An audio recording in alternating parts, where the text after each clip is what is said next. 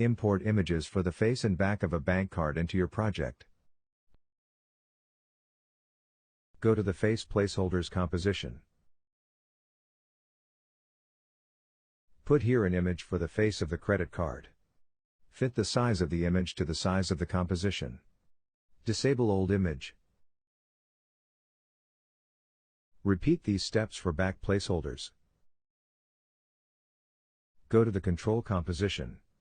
Select the Controls layer. Go to the Effect Controls window.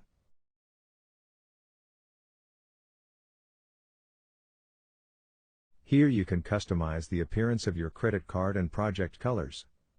Customize background colors.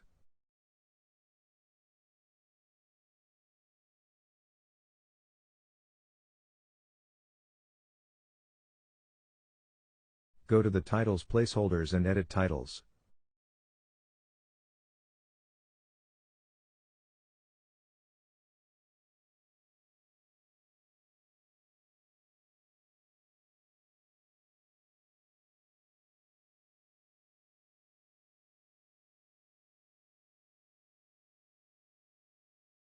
Now you can check the result, and then render the final video.